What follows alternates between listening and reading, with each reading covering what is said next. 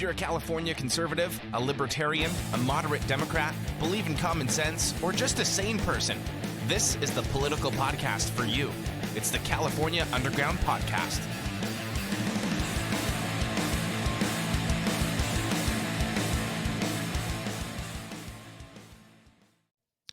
What's going on, everybody? Thanks for tuning into another episode of the California Underground Podcast, the most trusted podcast on all things California politics. I am your host, Phil, and as always with me, my trusty co-host, the best, the fastest researcher in the West, Camille. How are you doing today? I'm good, thanks. How are you? Good. It is almost Easter. It's a week away from Palm Sunday. I can't believe it's already Palm Sunday next week. Wait, is it really? But is it the 18th? Is that? Yep, it will be a week until Palm Sunday. I know I'm not supposed to complain about this, but I'm looking forward to not having to abstain from meat on Fridays anymore. And I have a big announcement that I'm sure all my listeners are on the edge of their seats waiting to hear. After Easter, I am officially going to start the carnivore diet because I want to lose these 20 or so COVID pounds that I put on that I keep blaming COVID, but COVID was a long time ago. So I can't keep blaming COVID for these 20 pounds. So is that like, are we calling that the 2020-20? Is that like, you know how there's like the freshman 15? It's the 2020-20? Oh, yeah, that's a good one. The 2020-20. Yeah, I put on 20 during COVID because we were all just sitting around. The gyms weren't open. You couldn't go anywhere. I mean, we were. You weren't allowed to walk on the beach. Fletcher would yell at you. Yeah. At that point, my wife and I at that time, well, girlfriend at that time, we walked down to the beach and it was about a mile each way. So that was like our exercise every day was walking to the beach. But you couldn't walk on the beach. No, you could look at the beach and stare at the beach. And it was so funny because everybody was doing it and we're all kind of looking at each other like, this is so stupid. And there were police cars making sure you couldn't walk on the beach. But so anyway, that was my long segue until starting carnivore diet, and maybe I'll document my journey through carnivore. So looking forward to people appreciate that because more and more people are turning to carnivore or animal-based diets, and so and apparently being healthy is like a right-wing thing anyway. Yeah, I guess it's am I joining the Maha movement? Make America healthy again. I don't know. Just wanted to do it. I looked at it. I love steak and eggs and butter. So why not make that happen? So that's what I'm going to go with. I know yesterday we had a conversation about how I like so rarely eat eggs and yet I have access to them every day. You have access to all eggs. Yeah. So I had some fresh eggs today. Awesome. Yeah. It's always a guessing game when I go to the grocery store, whether they have eggs or not. Although it seems like it's getting better. Like it does seem like they're more available and they're plentiful, but they're still, Trader Joe's is still implementing the one per household per carton sort of thing. I think it's because they're keeping their prices low, and they don't want people like wiping them out because their eggs are like $4, $3.49, $4 a dozen, which is pretty cheap. But anyway, not the point of tonight's episode to go on about carnivore diet and the price of eggs and whether Trader Joe's has eggs or not. California, so but yeah, just trying to get a little healthier, especially right before that summertime. So tonight's episode is going to be a deep dive into the corruption that a supermajority behests. When you run everything in the state, there's not much you can do to push back on corruption and people getting their way. So if you're into that sort of thing, we're going to be talking about that a little bit later on. That's going to be like our main story, talking about how California Democrats, because at this point it is only California Democrats, are passing laws or trying to pass laws that protect and insulate themselves and benefit only themselves. We're also going to talk about the trans bill that was going to ban trans athletes in female sports that came up in the California legislature. Obviously, it didn't make it out of committee hearing. Not surprising there, but we'll watch a little video about that and comment about that. And one of the, I guess you could say, front runners of the California gubernatorial race, even though Xavier Becerra just jumped in. We're going to talk about that on Tuesday night, more about him. Katie Porter taking to social media sans whiteboard and regaling us with her thoughts on national politics. So we're going to start with that this week, and listen to what she has to say and give our thoughts about this. And, it's Katie Porter, so she's cringe. So we'll go ahead and do the stinger. You think you just fell out of a coconut tree? I think we need to get some Katie Porter sound bites as well for cringe moment of the week. Maybe we need to diversify. You just want to make me angry every week. Well, that's good. Maybe it's good to get the anger flowing. It makes for, a passionate podcast. So, or unhinged craziness. No, but as I mentioned to you right before we hopped on, I don't know what it is about her, Katie, that causes such an adverse reaction to me. But I get triggered. I do.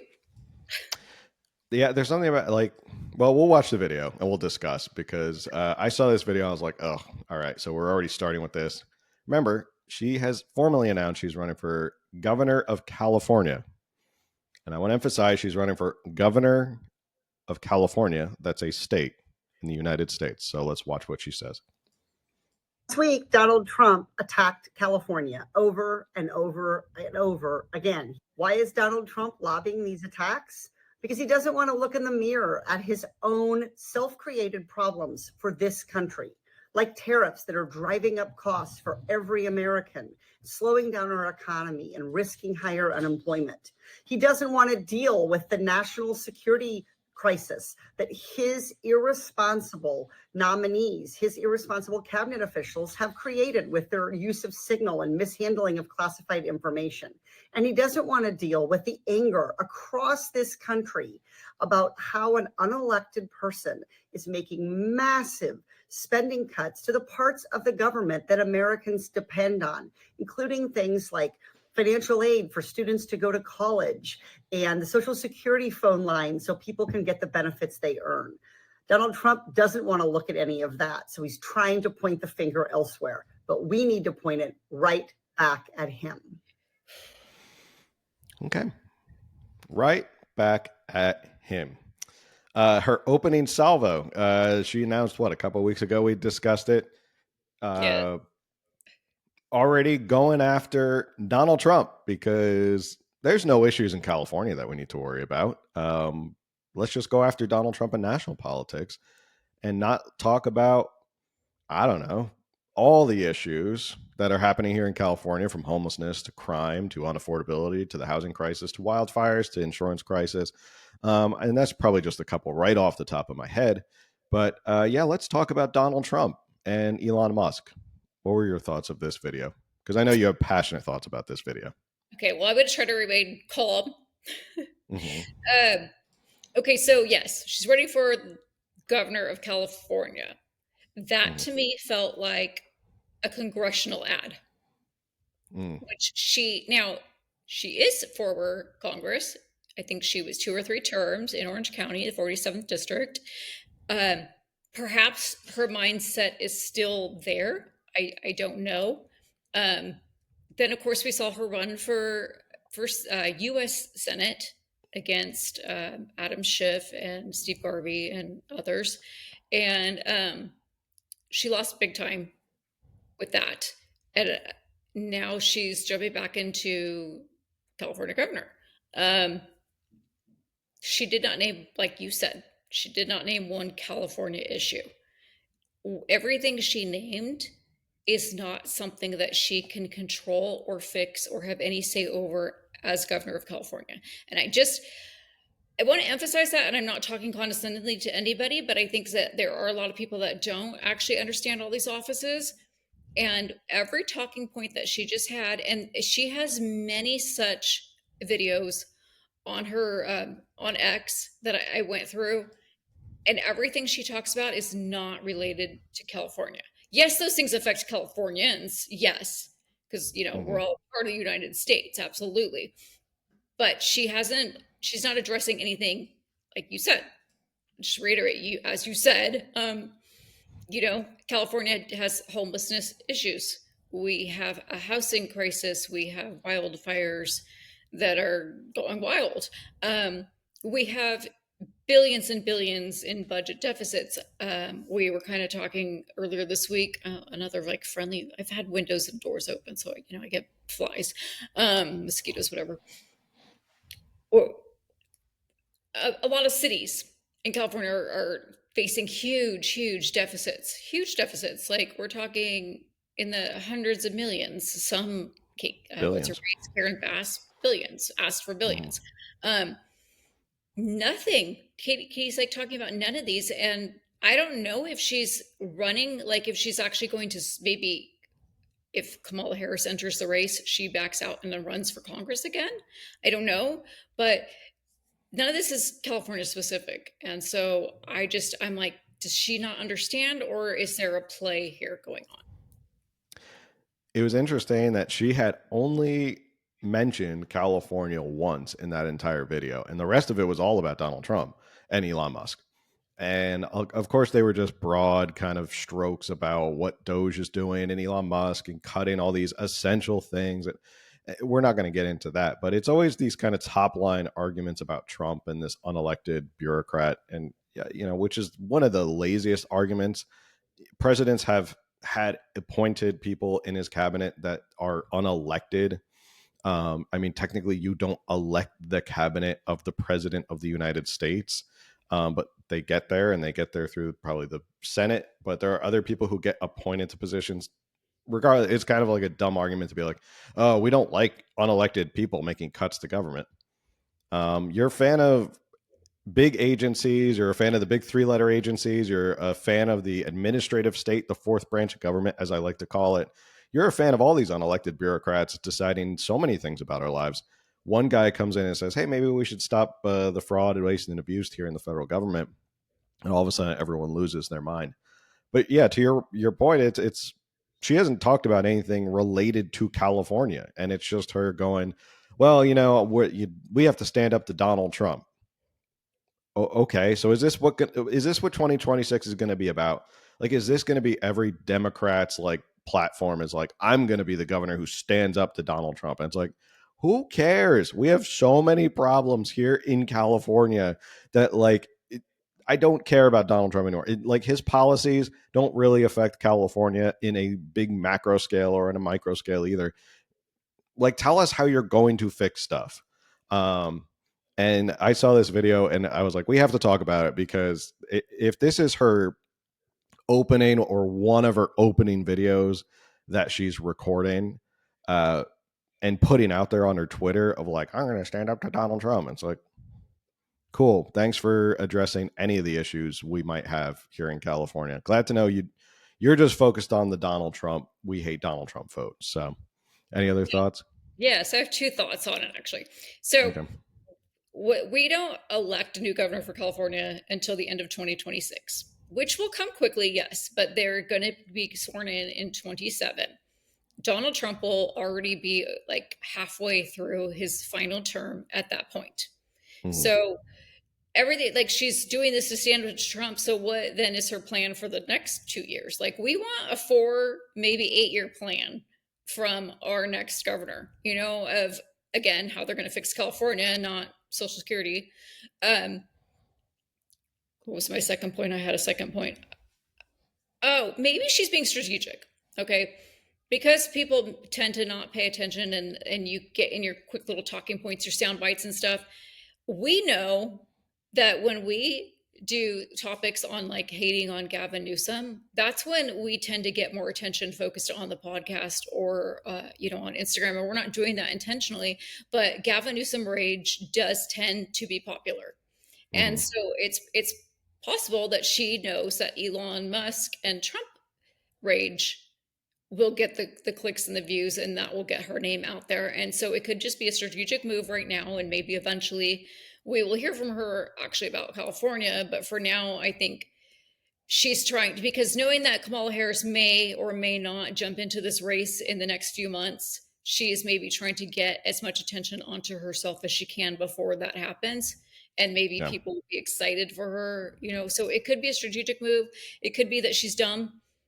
She's smart on paper. I'm going to tell you, she has a very impressive resume, but I'm constantly confused on anyone who actually thinks she's intelligent or has good talk, like has actual good points, because it's like, yes, she has this impressive resume, but when it comes to what she's actually done, oh my gosh, it's just like, Well, she has that impressive whiteboard that she loves as her gimmick. that whiteboard. I didn't bring mine today. I can't wait for her first State of the State address where she brings out a whiteboard and goes, okay, this is why California's broke, and here's an equal sign, and it says Donald Trump under it. Wow, okay, so And then there's that's like why with the swastika on it. yeah, she'll just as we discussed, leftists love their swastikas. Well, yeah, I actually agree with that. That's actually a good point of like in this social media world driven by algorithms and views and clicks and stuff like that. I'm sure Trump hate for the left is very clickable. It's very sellable. It definitely goes viral. But again, you're running for governor of California. Like, tell us something you're going to do about California. So, Right. It'll be interesting because there will be several more. I believe there'll probably be several more high-profile Democrats that are going to enter the race, whether it's Kamala Harris or not. I think they said summertime she's going to make her decision. She's got to make her decision by summertime. Yeah. So I just want to remind everyone of what Katie Porter said, that her like 10 or 11-year-old daughter came home crying that she was going to lose all her rights when Donald Trump like she was terrified she wouldn't be able to have an abortion someday or something. Oh, yeah. Oh, that was in her. Like, I don't even think that story is true, but it's like all those things you see on TikTok where people are like, and they started making fun of it, where it's like, my 5-year-old came home and was like, Daddy, why is Donald Trump enacting the Aliens and Exclusion Act from 1806 and blah, blah, blah? And don't you think it's unconstitutional? And this is my 5-year-old and they get it. And it's like, nah. Yeah, they can't even pronounce half the words. No. Your 5-year-old didn't come home and say that. Your 5-year-old came home and said, I ate a bug or something like that. Anyway. All right. First, it was healthy and that they should always eat bugs. In California, maybe. Yeah, they're teaching you it's time to eat the bugs. Put down that steak and that animal meat and start eating all the bugs. All right. First story we want to get into. So this past week, there was a hearing. So going back to our School of Rock days, a bill gets introduced in the legislature in one of the chambers, Senate or Assembly. We have two. We have the Senate and the Assembly. And this was introduced in the Assembly by Bill Asaley, who is actually moved on to the U.S. Attorney of Los Angeles. So congratulations to Bill Asaley on that. This was introduced to ban trans athletes from engaging in female sports. When you introduce a bill, it doesn't go right to the floor and they all vote on it. It has to go to a committee hearing. And then the committee decides in that tiny little committee whether it's going to proceed or not to maybe the next committee or to a floor vote or anything like that. There's a long process. Okay, Schoolhouse Rock moment out of the way. There was a committee hearing about it, and obviously being the very contentious bill that it is, especially here in California, I will say this before I lose my thought on this particular point. I applaud California Republicans for introducing these high-profile, high-stakes bills in California, probably knowing full well that they're going to get shot down, but it makes national news. And it's been a good strategy thus far of this younger Republican caucus up in Sacramento, where they figured out, like, let's just introduce bills that to the rest of the nation seem very common sense, that people would agree with, make California Democrats vote it down, and then it makes it to national news, and then we can go back to the voters and go, well, we tried, and look, this is how unreasonable your California Democrats are. So any thoughts before we hop into the video? No, hop in. All right, hop in. All right, let's roll. Well, after hours of passionate debate, two GOP-backed bills banning transgender athletes from playing on girls' sports teams got shut down in Sacramento. As Capitol correspondent Eitan Wallace reports, they were soundly rejected down party lines. Men are not women. A man who claims he is a woman is still not a woman. Transgender kids kids that are the most vulnerable kids in our school system, and we have a responsibility to look out for all of those kids. You're listening to just a portion of the passionate debate that took place at this 3-hour hearing on the issue of transgender athletes. Madam Secretary, please call the roll. Inside the state capitol, the Assembly Arts, Entertainment, Sports, and Tourism Committee took up 2 bills seeking to prohibit transgender athletes, specifically those who transitioned from male to female, from competing in girls and women's sports. The first bill, AB 89 by Republican Rancho Santa Margarita Assembly member Kate Sanchez, applies specifically to high school athletes. AB 89 is about protecting women, full stop, and that's it. It is about stepping off of the sideline and onto the court or onto the field for our daughters, our sisters, our granddaughters, and the future of women's sports. The second bill, AB 844 by Republican Corona Assembly member Bill Asaley, applies to athletes from elementary school to the collegiate level. To protect sex-based sports, to protect girls so they can have, again, their own teams so they can compete and be champions. Both bills attracting this huge crowd stretching out the committee room door. Opponents and supporters of all ages and backgrounds showing up. I'm a 7th grade athlete and I support this bill. I'm a voter and trans person and I strongly oppose this bill. Strongly support passage of this bill. I'm just going to take a guess. The person behind that lady talking next in line, I think they're going to oppose that bill. With the face shield and the mask on, I have a feeling they're going to oppose this bill. Fairness, dignity, and safety for girls. And I strongly oppose this hateful legislation. All of it coming just 3 weeks after Governor Gavin Newsom on his podcast shared where he stands on transgender athletes in girls and women's sports. Would you say no men in female sports? Well, I think it's an issue of fairness. I completely agree with you on that. It is an issue of fairness. So it's deeply unfair. But here, Newsom's fellow Democrats offered a different message. But safeguarding youth sports isn't achieved by demonizing one of the smallest parts of the population. When there are currently more kids with measles in Texas than there are transgender athletes in the NCAA, that's the epidemic we should all be worried about. And finally, I can't emphasize this point enough. I'm not going to support a bill that takes rights away from a protected class of people. This is really reminiscent to me of what happened in Nazi Germany in the 1930s. We are moving towards autocracy in this country. Republicans taking issue with that final remark. For standing up for common sense, we were called Nazis. You can't make this stuff up. In the end, though, the bills died by a party line vote. That bill fails on a 2-7 vote. At the state capitol, Eitan Wallace, KTLA 5 News. All right. There was another video I think I was watching where Jeff Gonzalez, been on the show before, made a point of order, especially after Rick Zabur's comment about how this is kind of exactly like Nazi Germany if you pass this bill. Exactly. He wanted to make sure it was a point of order to stay on topic of like, I'm urging my colleague to stay on topic. And he said, well, I am staying on topic. This is just like Nazi Germany. I'm not sure how banning transgenders in women's sports and protecting female athletes is quite literally just like the Holocaust in Nazi Germany. But, I'd love to hear Rick Zabur's detailed analysis of how that's exactly the same. Nazi Germany and banning transgenders in female sports. Mind you, Rick Zabur is also the same guy who got caught with his hand in the cookie jar trying to take our right away to defend ourselves in our home with our firearms and exercise our Second Amendment, which he said was misconstrued because of disinformation and lies and all that stuff. And he was going to go back and fix it and amend it. But we caught you. We knew what you were doing, Rick Zabur, of West Hollywood. So any initial thoughts on that video about the trans issue? I think what really bothered me is the comment about not taking away rights from a protected class. And where's the protection for women and girls? And I mean, a whole part of why we argue about males being in women's sports is that they are stronger than us physically. They are. And I'm not going to pretend like, okay, yes, people could be like, well, my daughter can bench. Like I have 3 daughters, and it's kind of funny. between my three sisters and I, we have 15 kids.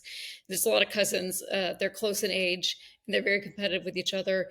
And it's like a well-known fact that my 16-year-old daughter, Addison, is like stronger than all the boys her age and around her age, all the boy cousins. Like, it's like a competition of like, they're always like, oh, I need to work out more because I need to bench more than she can. And like, it's funny. She is super strong. So yeah, okay, you can say, well, that girl is stronger than all these boys. That's the exception. That's not the general. I'm tiny. Like, a male could like break my bones. Like, I'm too tiny. It's not about me, but let's say that I was doing like wrestling, like I'd get snapped in half. I'm not even kidding. I could get taken down so easily in any contact sport. And my other two girls are also tiny, and that's just how we're built. And if they were playing contact sports against a male, surely they would be taken down. And then we know that men are superior in physical stuff anyway. They can, be better at tennis, no contact, stuff like that. And it's just, women's sports came about so they could have their own sports. And where's the protection for these girls and women? Where is they don't have to change in a locker room with boys, males? Like, especially me being female, and me, like I said, I have three sisters, so I grew up in a household of girls. Now I have three girls of my own. I also have a son. They're different. And when we first moved into our house that we're currently at, we actually only had 3 bedrooms, and we were converting like a huge attic into an attic space. Now, my son was 10 at the time, and for a bit of time, him and one of my daughters had a share room, but he was only 10. And we were like, we have to get on this, because the girls and him they're going to grow up. Like, we can't have teenagers, even preteens sharing a bedroom. That's just inappropriate. No, there's nothing weird or nefarious going on in my household, but you don't put girls in that situation. You don't put boys in that situation. Like, if you can avoid the situation. I don't want anyone going after me and being like, well, what about single moms that live in a 1-bedroom apartment? Like, okay, that's not what I'm talking about here. No. But it's just, you don't do that. You don't do that at all. That's sick and slimy. And I would like to point out that Pew Research came out with a survey or a poll just recently. What's that? Who did this? Pew Research. Okay. They came out with a poll in February. I want to say last month. It's not February anymore. It's April. A Pew Research survey finds that a majority of U.S. adults favor or strongly favor laws and policies that require trans athletes to compete on teams that match their sex assigned at birth, 66%. And 56% want to ban healthcare professionals from providing care related to gender transition for minors. So this is an odd losing topic for Democrats generally. And I think we saw that with 2024, where for some reason we shoved that into the national spotlight, and the Democrats became the party that one of their new pillars that held up the whole party was transgenderism. And you're talking about a very, very slim majority of the population. Now, biologically, this is my stance. Biologically, you can never get a surgery or take hormones that will change your genetic makeup to be from a male to a female or vice versa. You can dress up like one, you can pretend you are one. Biologically, if we are going to follow the science, there is no way that you can do so unless we've thrown out all of the preconceived notions of gender and biology. That's just the fact. If you guys are the party of science, then you are not following the science, because that's what the science is. Furthermore, on the political level, I'm not sure where Democrats are going with this, because this is not akin to, I feel like this is not akin, maybe they think it is, maybe this is where they think it's going, that they think it's akin to a lot of the civil rights that maybe gay Americans were trying to fight for back in the late 70s and 80s. I feel like that's not going as well as they think it is. And it just seems like a majority of Americans are like, look, we got bigger fish to fry. We don't want this. Like, we're not on board with this. But Democrats push it anyway. I'd be interested to see what the polling is of Californians. Californians might be a little bit more interesting depending on the sort of sample size and makeup of the poll that you take. But when most of Americans, 66%, are in favor, or not in favor, I would say, in favor of banning trans athletes to compete on teams that match their sex, where are you going with this? And why are you so ardently on this side? What is the point of this? And that's really what I grapple with, is where are Democrats going? Are they going to perpetually, just from now until forever, be the party of victimhood? Like, they're just going to have to find a new victim, and slowly but surely they run out of victims. And I think I heard a quote somewhere where someone says, when you make your whole party about victims, sooner or later you run out of people to blame. And I think that's where Democrats are right now, is they're running out of people to blame, because if you make everyone a victim, you start to run out of people to blame. And basically the only people left at this point that they can blame are white straight males. Like, that's it. Like, those are the only people they can blame anymore, because you're not going to make white straight males victims anymore. Weird looking white males. What's that? I said the weird looking white males. Weird looking white males. Yeah. As someone had pointed out, I was a weird looking white male on this show. I'm just not sure politically where this is. Is this just a red herring where they're going, look over here, look at this social issue. Don't look at the fact that we, lost $2 billion in Los Angeles for homelessness spending. Just on homelessness spending, $2 billion we've lost homelessness spending. I don't know. But if that's where Democrats are, and that's their whole thing, even people like Bill Maher are coming out after this point going like, look, guys, you got to get off this transgender thing. Like, people just don't care. They don't support it. Like, we got bigger fish to fry. And I know Bill Maher is like, it's funny how Bill Maher he's been basically the same Democrat his whole life. It's just the party has shifted so much that he's like out of lockstep with the current Democratic Party. I'm not sure where they're going with this. What do you think? Where do you think they're going with this? Yeah, that's a good question. I haven't really thought about that before. Like, you just brought up the gay marriage thing. To your point, it's a completely different issue, even though they're trying to kind of align it with like, look, they didn't have rights, and we need to fight for their rights. But gay marriage is between two adults. Mm-hmm. The sports thing, two consensual adults. Girls sports, it's between girls who are likely opposed to fighting against or with, boy/male/man. That's not consensual. It's a totally different topic, totally different issue. What two adults decide to do in their personal life is so different.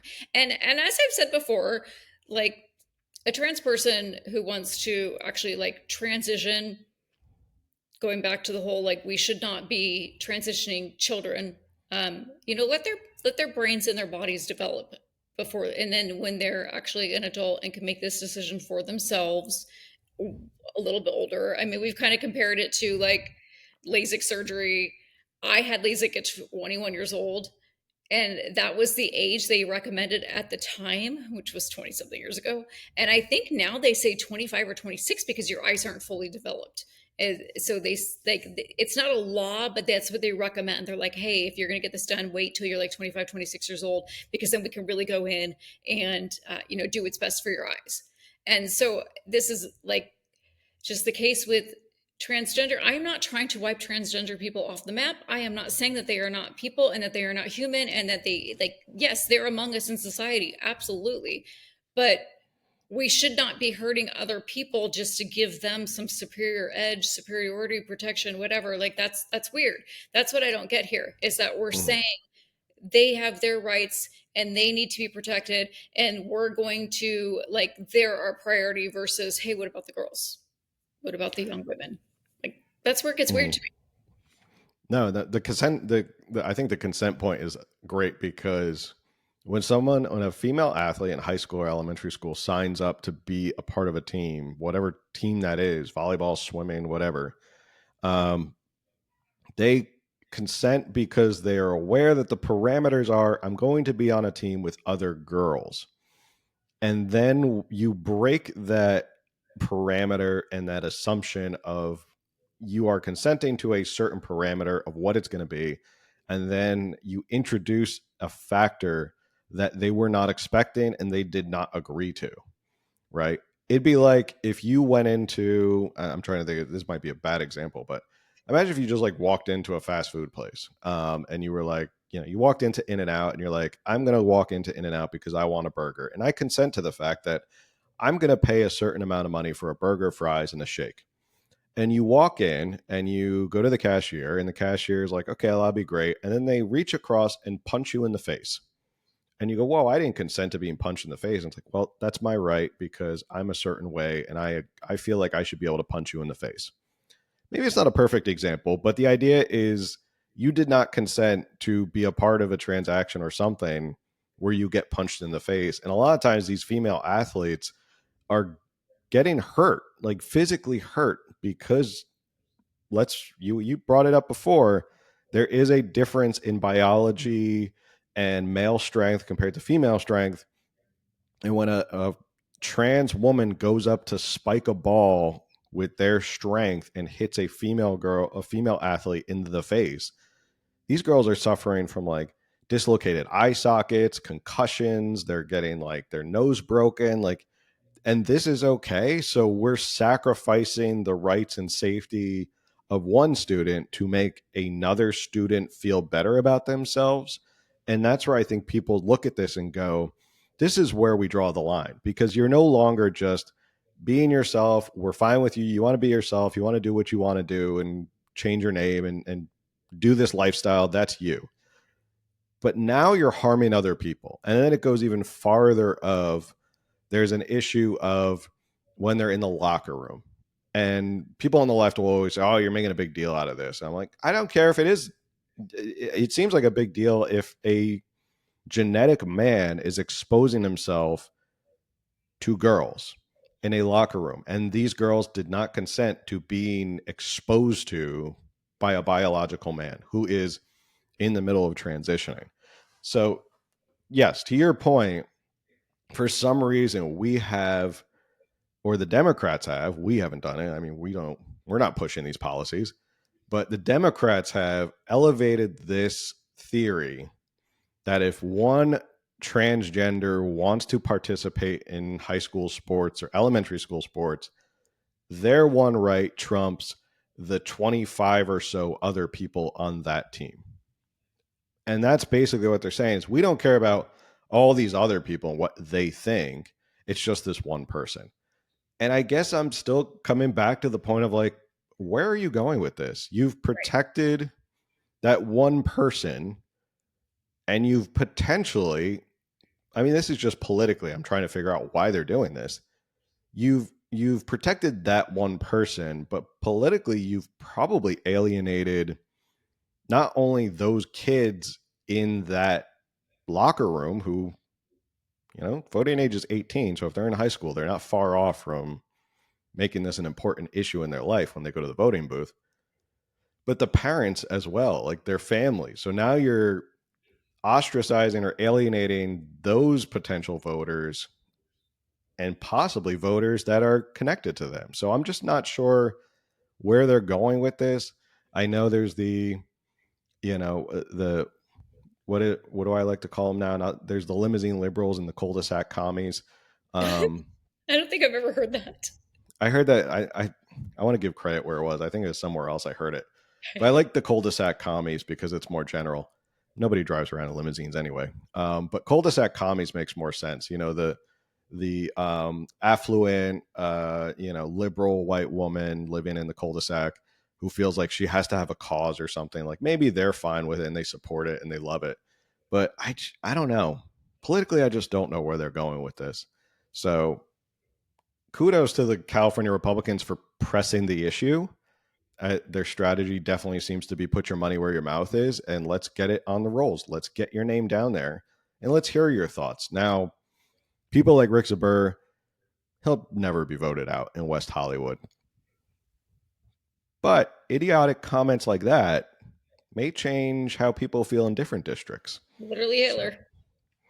Literally Hitler. Yeah, Literally you're Hitler. Like middle school and high school girls are going through the biggest body transitions of their lives, but literally Hitler for not literally allowing Hitler. boys in the locker rooms with them, you know? Yeah, it's that was part of the bill was Literally Hitler kept males and females separate in the concentration camps. They were quite literally separated. So I saw something this week that was pretty. Somebody made a point about like the whole literally Hitler thing. Like you got to give up on the literally Hitler thing because it gets to a point where it gets so absurd of like okay, Hitler loved Sunday morning strolls. Do you love Sunday morning strolls? You're literally Hitler. Literally Hitler. Do you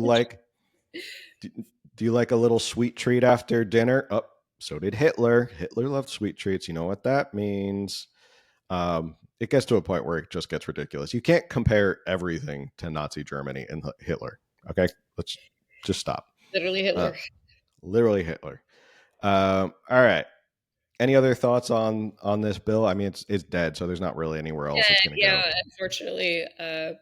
But like you said, kudos to the Republicans for continuously bringing attention to these issues, especially in California, where we do kind of just let anything fly. Like it's just.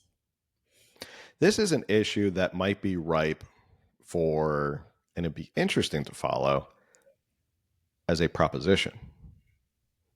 It'd be interesting if someone out there decided, well, I'm sure he'll collect a whole bunch of signatures or pretend he's going to collect a whole bunch of signatures and he'll never get on the ballot, but he'll raise a lot of money talking about how he's going to do it. But no, I think it would be an interesting issue to raise up to Californians and then see how Californians vote and then send Democrats into a tizzy if Californians actually support banning trans athletes from female sports or, whatever.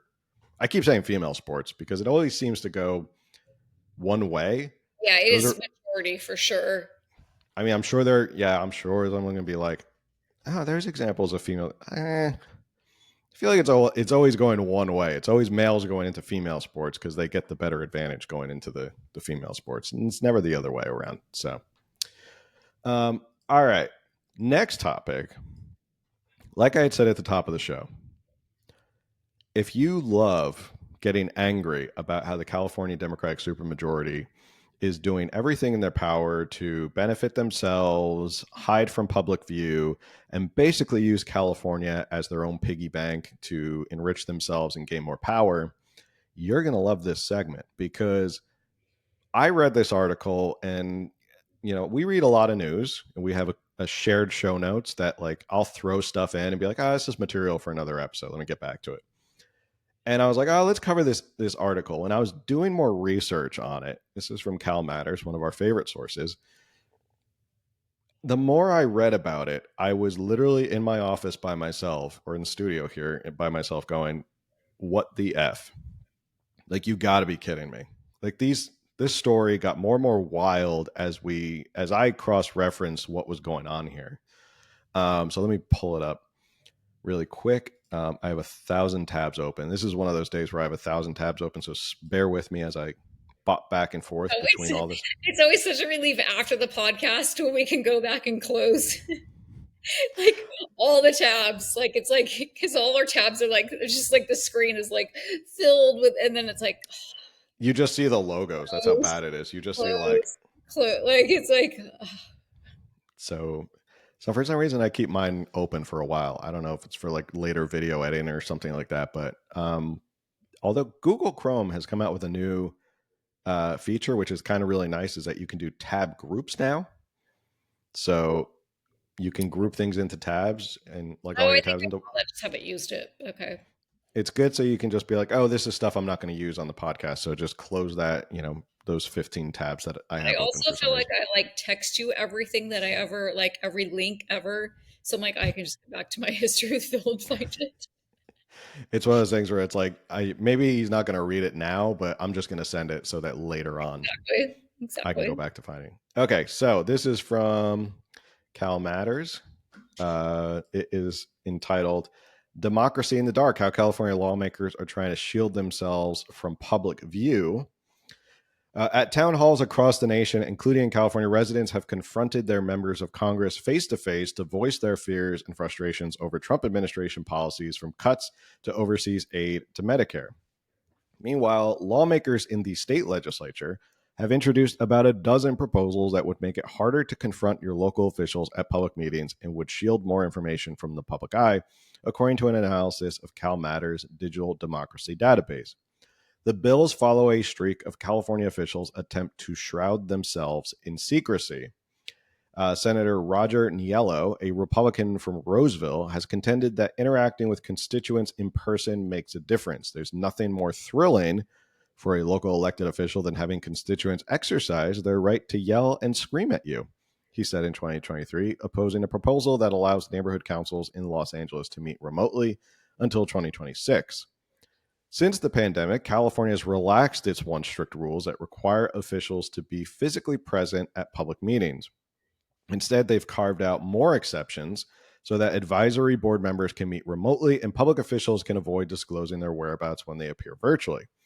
Supporters of these efforts say they modernize the state's open meeting rules, arguing that allowing members more remote access boosts public participation, cuts costs, protects officials and privacy, and grants more flexibility in emergencies. Quote, public officials must be accountable. They should be required to attend in person, ensuring that the public can see them, speak to them directly, hold them responsible for decisions that impact their communities. Dora Rose, deputy director of the League of Women Voters of California, told legislators at a recent hearing. So, first bill that was interesting that we get into, the California Fair Political Practices Commission, the state agency policing ethics and campaign finance violation, is sponsoring AB 755 to give officials more time to disclose funds they raise for other groups. Those funds are called behested payments, typically donations to a nonprofit or government agency that come at a politician's behest. Critics say the donations allow special interests to curry favor with politicians. Since 2011, state officials have reported raising more than $505 million in behested payments, with Newsom single-handedly raising more than $200 million from corporations in 2020. Okay. So for people who are kind of like, wait, what is this? It's like, if I'm describing it, it's basically, let's take Gavin Newsom because he's very good at this. A politician goes to a corporation and says, you should donate to this government agency or this nonprofit. I'm not sure why you'd want to. Who's donating to a government agency? That doesn't really make any sense. Isn't that what taxes are for? Why are you? Yeah, that was unclear to me as well. Like, why are we strong-arming corporations to give over money to government agencies? It seems, if it seems unsightly and sketchy, it's because it is. It is very odd that we have this on the books where politicians can go to corporations and go, hey, nudge, nudge, why don't you donate to this corporation over here? And, I think it'd be really good if you donate to this corporation. Like, okay.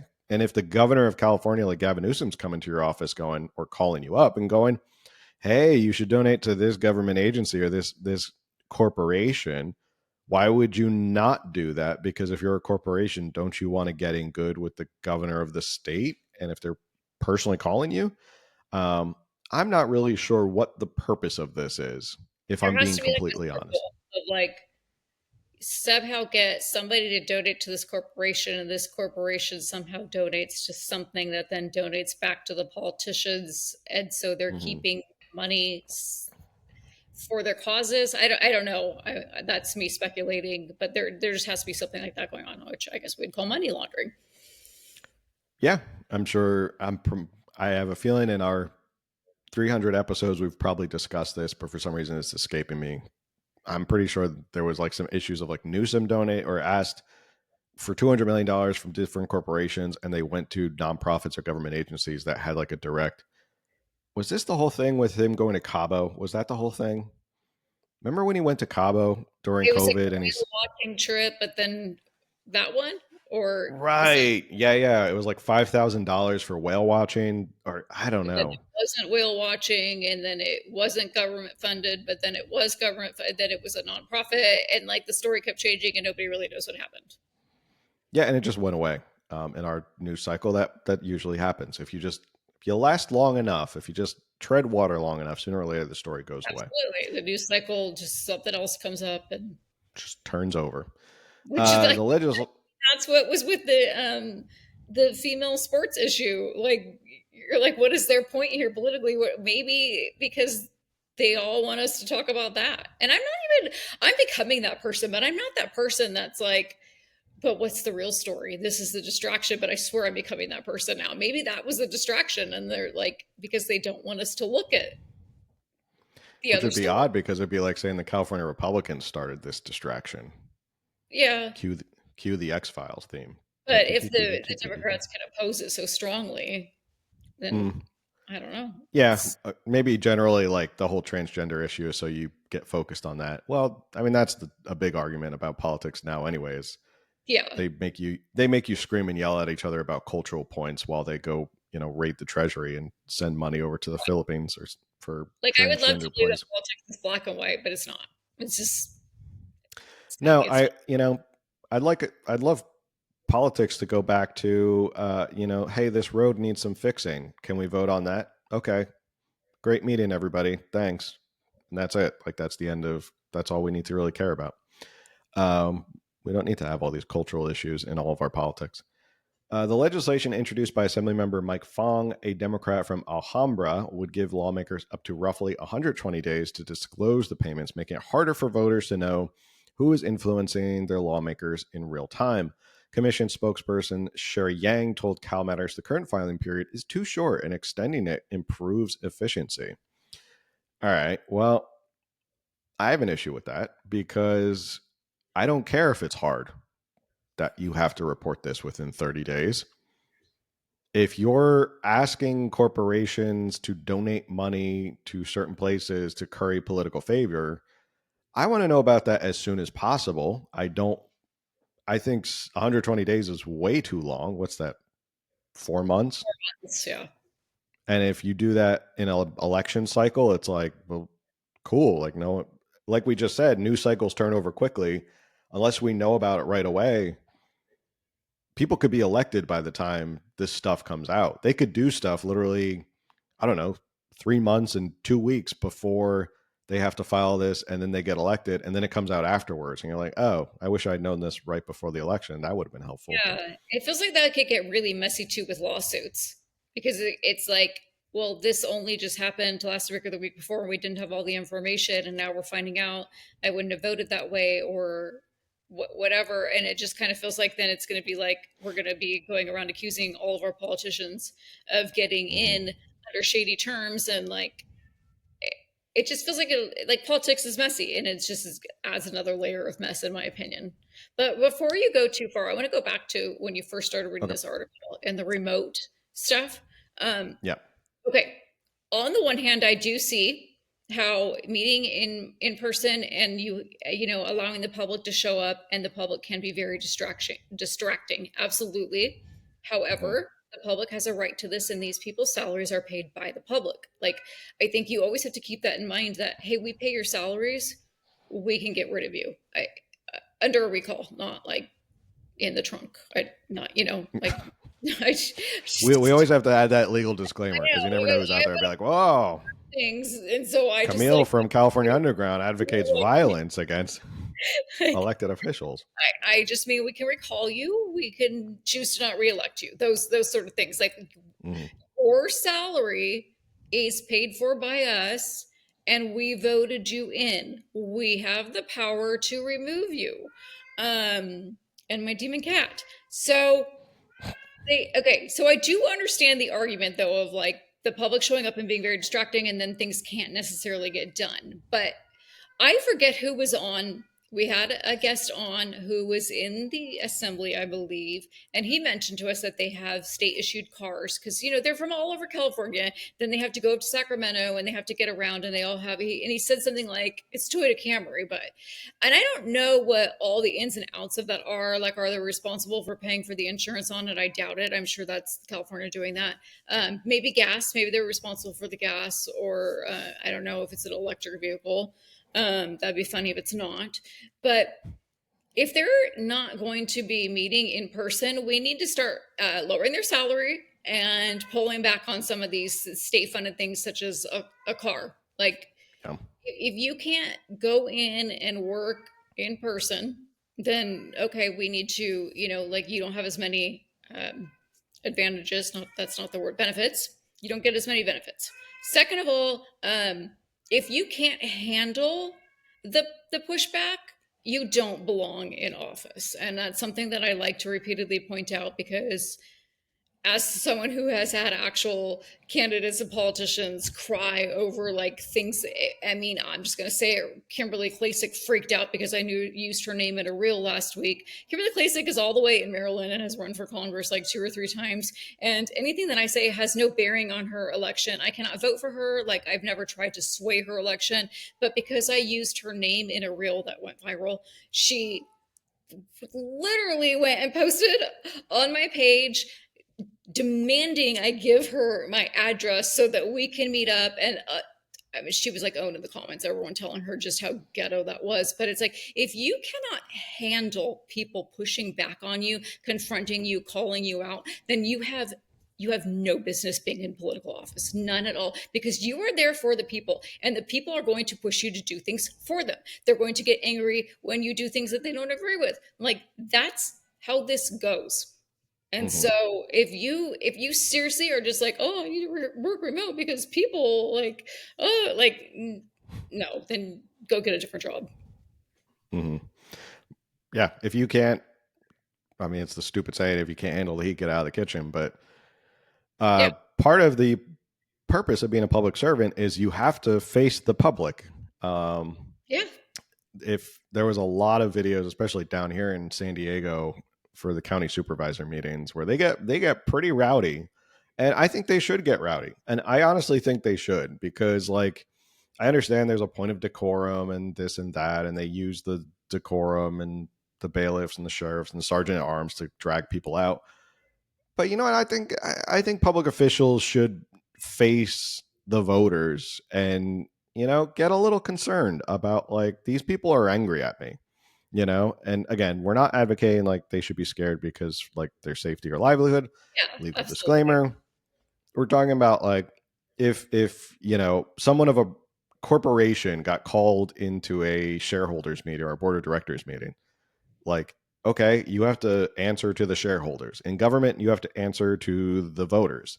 And so you can be scared that like people are not happy with what you're doing, and that may result in you losing your job. So I think there is benefit to public officials being a little bit scared of the people. And they have to face them. Like, okay, you got to go to these public meetings and listen to people yell at you. That's, that was the big cultural shift in 1776, was this idea of we can yell at our government now, as opposed to before, whereas if you yelled at the government, they like hung you in the square, put you in the stocks or something. Yeah, I mean, this is a classic example of where, hey, no taxation without representation. Literally the basis of our country was we should have a voice in government. And if you don't let us talk to you, then how are we going to have a voice in government?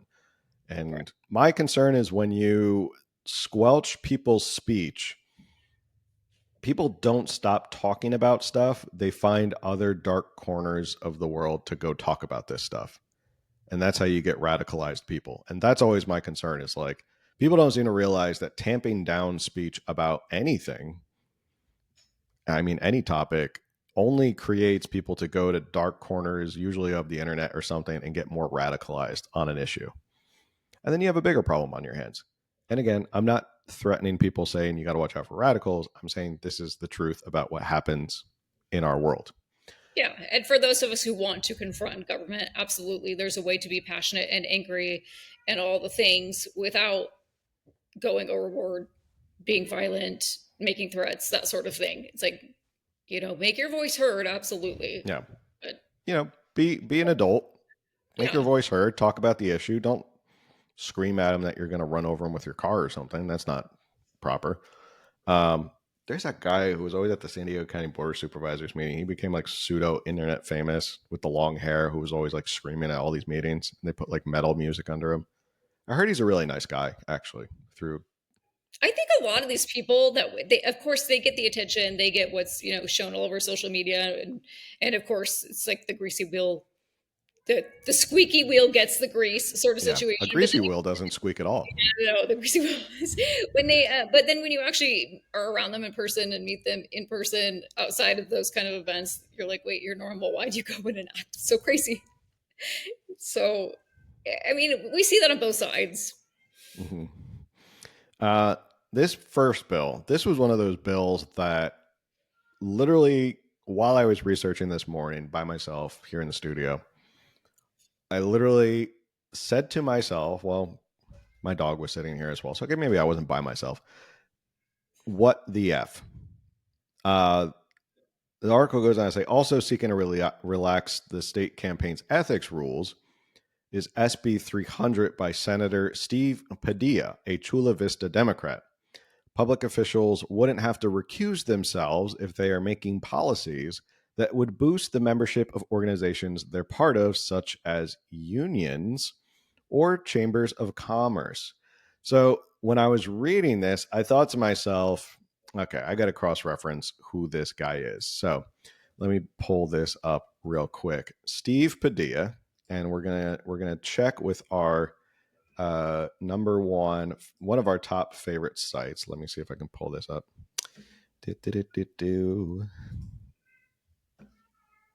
And you can go, anybody can go. It's followthemoney.org. You don't need a subscription or anything like that. So I was like, that's interesting. I mean, we already know unions are very popular in California, and they have a lot of control and a lot of say.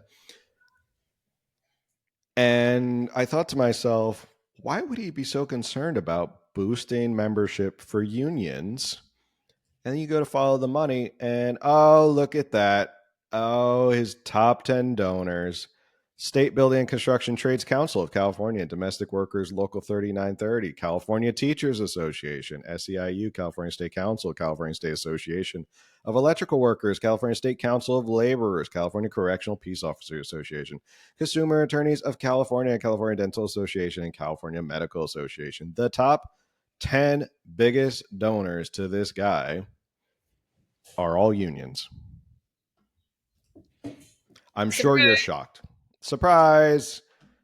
He introduced a bill where now, as a elected member of our legislature, they would be able to make policies so that they can increase the membership of unions.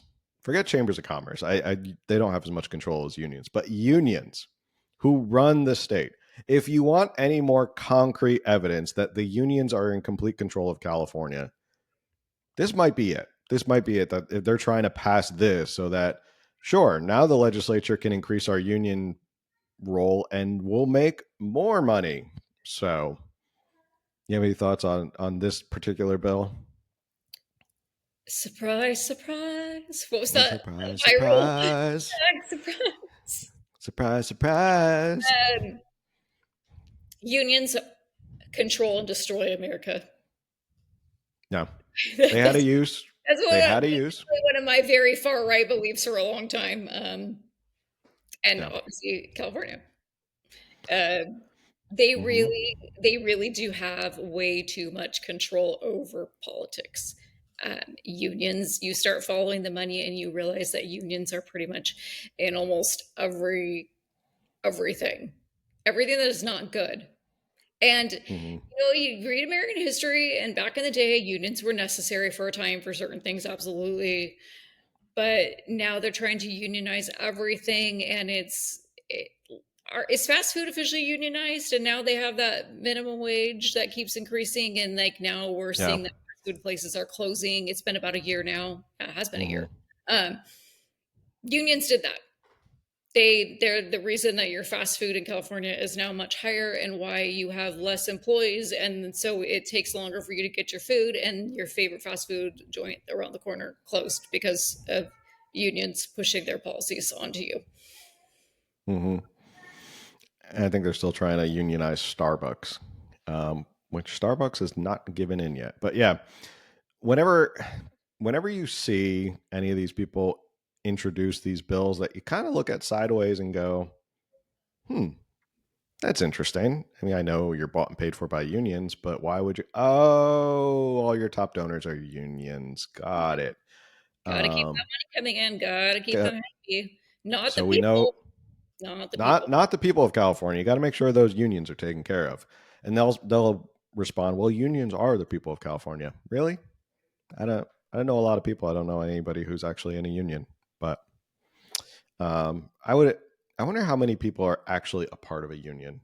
I actually know a lot of people who are part of a union, just because there's so many jobs that require you to be in the union, and I know that they've since passed laws that you can kind of like some specific unions you don't have to donate dues to, or like you're part of their pay. I don't know, because I don't know enough about unions after I just told you they're destroying America. I don't know enough about them, but I do know a lot of people in them. And then, like, you know, in California, the teachers union that Rebecca Friedrichs fought for and exposed, you know, that you don't actually have to give your teacher dues to these teacher unions that aren't, so teachers can opt out.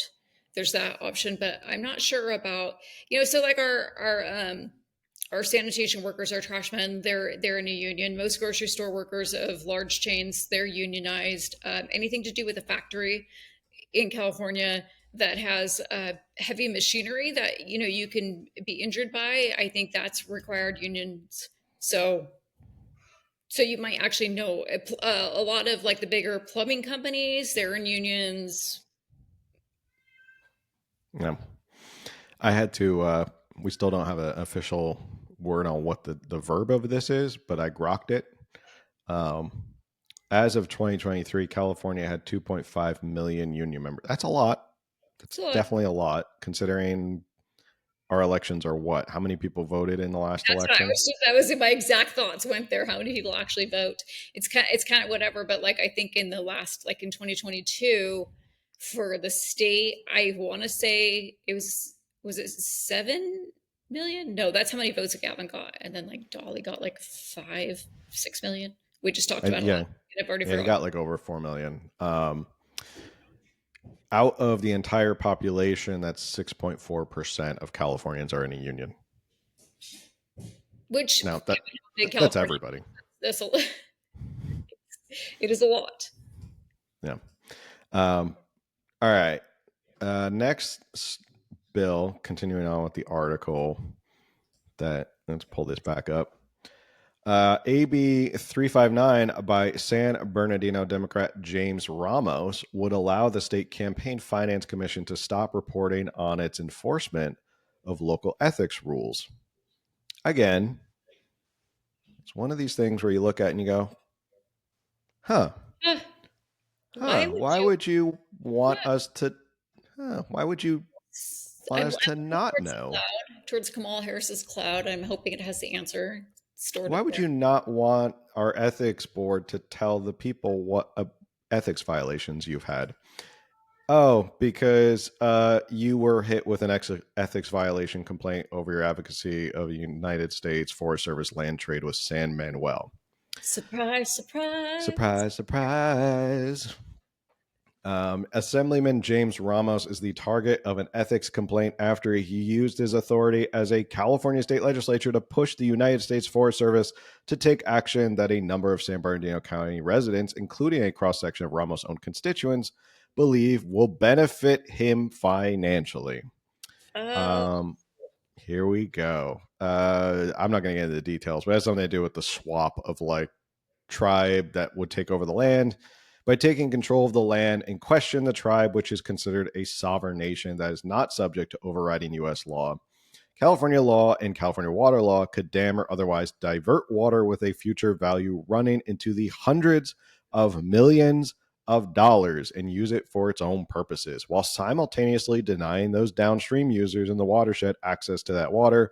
Ramos is a member of the San Manuel Band of Mission Indians and was formerly, before he embarked on his political career, first as a member of the San Bernardino County Board of Supervisors and now as an assemblyman, the San Manuel tribal leader. Oh, okay. Now, I don't think that it's illegal for him to be on these things while also being in the assembly, but shouldn't it be illegal? Like, shouldn't we make that like, hey, if you're going to go be this public servant, you kind of need to step down from these other things that could be, possible. Which again, we have the Form 700 because you're supposed to show like, possible, like, hey, I'm involved in this, and this could be, this could look bad. It's my train of thought, but it's almost like at this point, like if you're going to sign up, not that you sign up, but you know what I mean. If you sign up to be in office, then those things should maybe you don't get to do those other things for those years. Like it's kind of one or the other.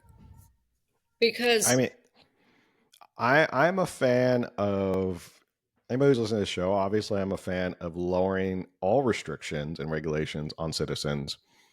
I'm a fan of adding as many regulations and restrictions on our public officials as possible. Right.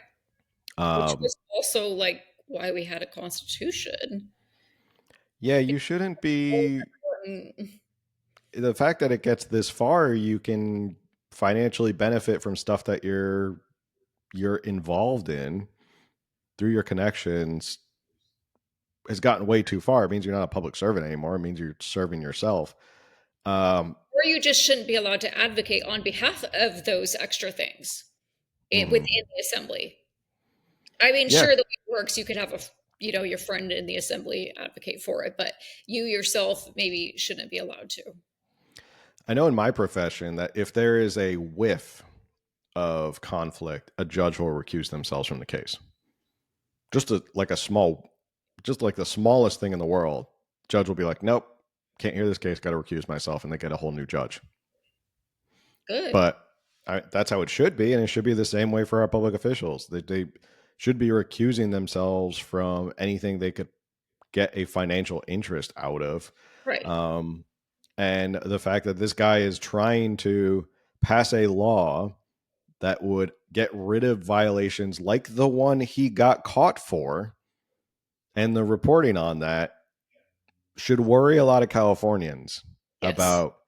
I don't hear Katie Porter talking about these issues. Hey, Katie Porter, how do you feel about rampant corruption in our legislature? Do you care to comment about that and how you're going to stop this Democratic supermajority from? What are you going to? Yeah. I really want to highlight that I am not opposed to people making money. But let's say that you are, you're in the assembly or senate and you write a book, and you have every right to make, infinite dollars off of that book. But if you somehow try to pass a bill that like it's required reading in state schools, and that's a problem. Buy the book, then that's weird. Yeah, that's an issue. I have a big issue with that. A lot of these bills, it took me, and for all the listeners out there who think we have some special power or something, it's not that hard. You look at this stuff, you Google their name. I literally just Googled Jorge Ramos ethics violation. It was the first thing that came up.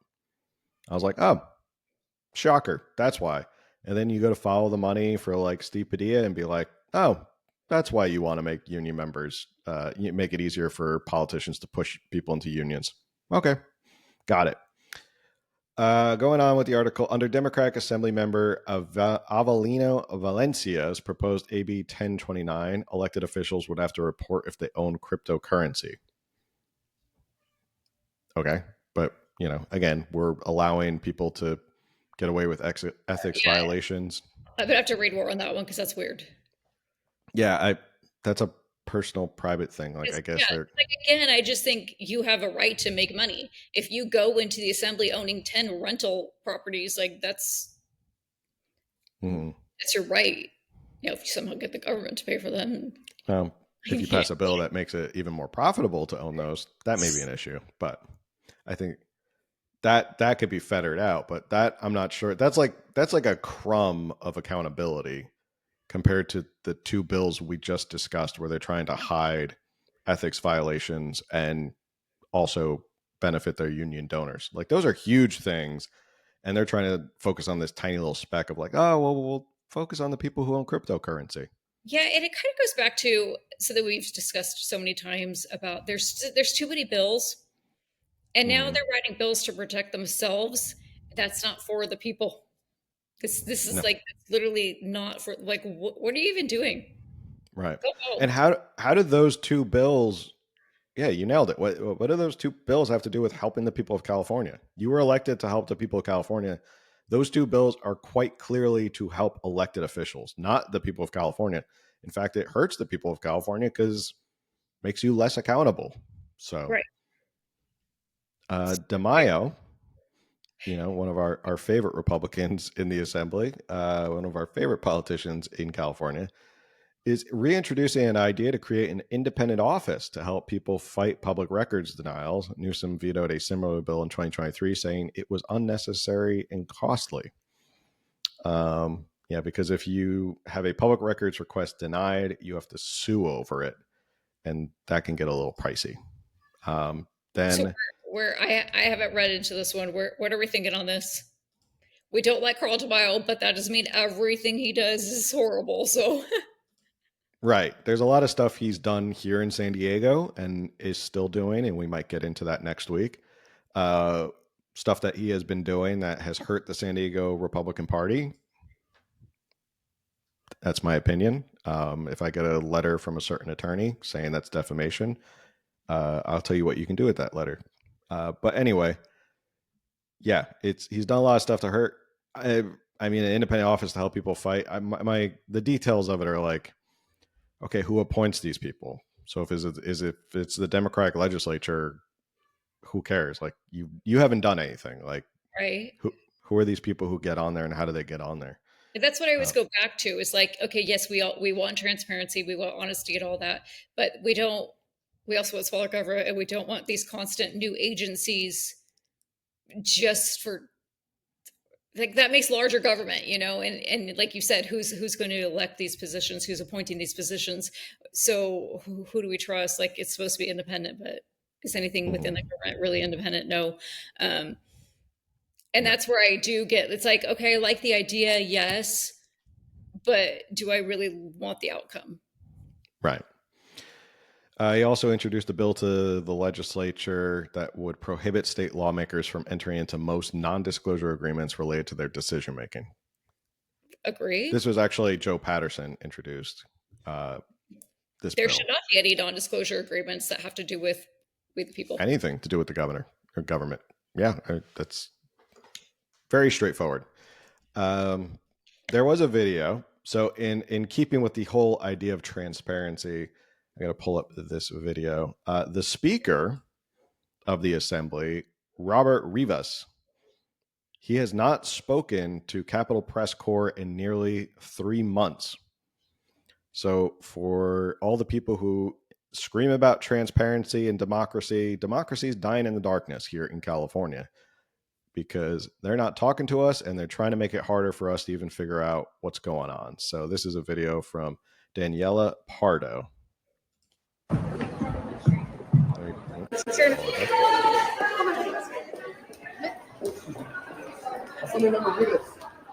Mr. Speaker, we have questions. The classic. Mr. Speaker. I'm on the phone. Sorry, are you talking to me, Phil? I'm sorry. I'm on the stairs, please. I don't want people to fall. Let's not run, please. Hello, Ashley Zavala right at the front, recording him.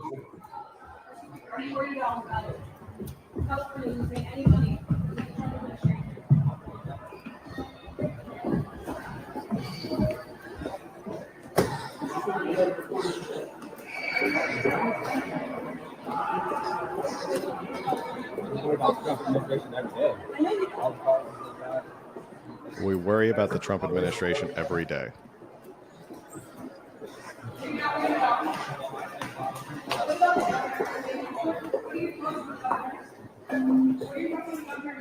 Mr. Speaker, do you agree with the governor's comments? Mr. Speaker. Mr. Speaker, we haven't spoken to you since January 9th. Really? Ooh, they got the door closed on them. Yeah. No response from Speaker Rivas. But he had time for a phone call. The fake phone call, which he took for like 10 seconds. Yeah. It was so blatant of like, I'm going to pull I'm sorry, I'm on a phone call right now, even though you could see my home screen. Yes, hello. I'm just trying to distract from the fact that the press is trying to ask me questions and be accountable for my job. Okay. I don't, first off, applaud people like Danielle Pardo and Ashley Zavala who are there actually pushing back on these politicians, because I think people need to see this more and more and more, like how much Sacramento, because they are drunk on power with their supermajority, they just don't care. They feel like they don't have to speak for the people. So kudos to them. Danielle Pardo, I'm going to give her a follow right now just for watching that video. Not talking to him. And then the only thing he said is obviously we're always worried about the Trump administration. And again, here we go back to blaming Trump about everything. You had brought this up like right before the show that he has a brother, and his brother is somewhere in this long line of tabs that I got. Rick Rivas, who is I guess he's the power behind him. He's the power behind the throne. It seems that way. Yeah, he works on the American Beverage Association, and I pulled this up again. Follow the money. Go right ahead. You guys can all look. Followthemoney.org. Great site. They had donated something like $40 million to different people. This is as a contributor, $40 million. Really quickly, and I might be incorrect because literally only just found. Well, actually, I was like, I think I was reading this in bed at like midnight last night, and then closed the tab and forgot about it and had to refind it. But it kind of sounds like he's got a little bit of lobbying going on, and that he was able to donate to a lot of assembly members that would basically vote for his brother, the now Speaker of the House. Like it feels like there was a bit of bribery going on. Mm-hmm. Get his brother confirmed as Speaker. I would say that he's very powerful. He's got this American Beverage Association. He's also on the what was the other thing I found? Govern California. It's on the Postal Commission. Oh wow. The coastal Govern for California. $3 million. We only just started talking about this at like 20, 30 minutes before we hopped on. And so this is definitely something that we're going to have to follow up on. And when I say I was paraphrasing that article, I want to say that was what the article was saying. That wasn't like me saying that. Because again, I don't want to get sued for these things. Those are just some of the rumors, allegations that they're saying regarding the money. But I really do have to follow up on this. And I have notes too. This could be an entire episode of what we're kind of diving into, but we only really started diving into it shortly before we hopped on here. So we only have partial information here. Lorena Gonzalez is one of the people who benefited from the American Beverage Association. A lot of people from California benefited from. Head of what union? Isn't she the head of the national or statewide? Yeah, something like that. Like she's like the big honcho about all that. So this guy who's being propped up by his brother doesn't want to answer the press. They want to make it harder to appear in public. They want to make it harder for the officials to appear in public. And while you're not paying attention, they're trying to get this stuff done in the best, well, not the best of times, but in times where we can still figure out what's going on. They're trying to pass these laws that benefit them, whether they can increase union membership or avoid ethics violations. Imagine as they continue to do this and get farther and farther away from public access. And pretty soon it'll be, we can't have journalists asking us questions. We will have designated times and stuff like that and designated areas. And you can't be in the state building and stuff like that. I've never actually visited Sacramento, but it does kind of look beautiful, the Capitol building. I'd like to go up there one day. I've only been in there when I was like 10. I have been outside of there, and actually, when we were in Sacramento and I was at like whatever hotel, my room overlooked it. I had a beautiful view of it lit up at night, but I have not been inside of it since I was like 10. I want to go. I think I want to go visit it one day. It looks beautiful. It won't let you. Like, go now. Go tomorrow. Yeah. Hurry up. Hurry up, away. because they might not allow the public to even be in the Capitol pretty soon because they don't want you to see what they're passing. So again, it's this idea of accuse people of what you are guilty of doing. And that seems to be the California Democrats right now, is talking about how Trump and the oligarchy are trying to destroy democracy and everything we stand for in Washington. But they're also gutting California here in Sacramento, and they're making it harder and harder for the people to figure out what's going on, and they're not being accountable. The Speaker of the Assembly, the literal leader of the Assembly, doesn't want to talk to the press corps, and he hasn't talked to them in 3 months. So I guess there's nothing that he wants to talk to the press about in the past 3 months at all. So nothing important, no wildfires, nothing like that. I guess homeless spending, budget deficits. What does he have to say? I mean, from the outside looking in, if you didn't pay attention to politics, I guess things are just going peachy keen here in California, because the governor's got time to kick back and do podcasts. He's just hanging out doing podcasts now. And the legislature has nothing to talk about because everything's been solved. The Speaker of the Assembly is like, I got nothing to report because everything is just doing so well here in California. Any final thoughts on the democracy dying in the darkness here in Sacramento? No, I know we kind of discussed before we hopped on that we've got, in the coming months, we'll probably be talking about James or Jorge Ramos, which is Assembly District 45, San Bernardino County. There'll be more coming out about him. That's interesting. And then, of course, we need to dive a little more into Speaker Rivas. Yeah. So if anyone has any hot tips they want to send, or, our DMs are open. You can comment. You can, I feel like I can never say literally or hear someone say literally without adding Hitler to it. I just feel like everything is literally Hitler now. And every time you would say it, I kind of wanted to be like Hitler. I literally said out loud Hitler. Can't even watch Parks and Rec anymore and hear Chris Traeger say literally.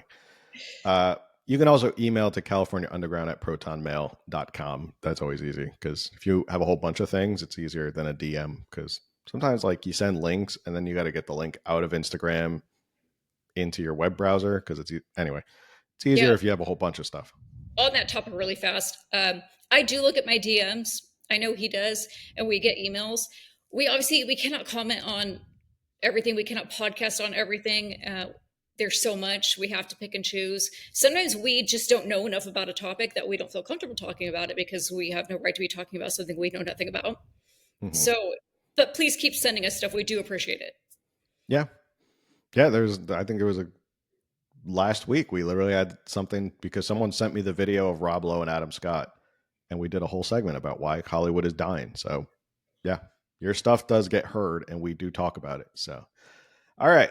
With that said, that is tonight's show. We'll see you again on Tuesday for the live show. We're going to be talking about Xavier Becerra is jumping into the race, and we're going to talk about who's behind California gas prices and why they're so expensive. Spoiler alert, it's not corporate greed. So with that said, make sure you like, share, comment, review, all that stuff. Helps with the algorithm, helps more people find us.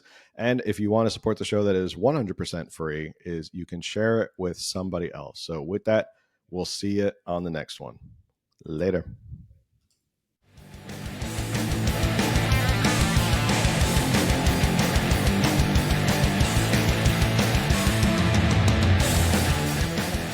Thank you for listening to another episode of California Underground. If you like what you heard, remember to subscribe, like, and review it, and follow California Underground on social media for updates as to when new episodes are available.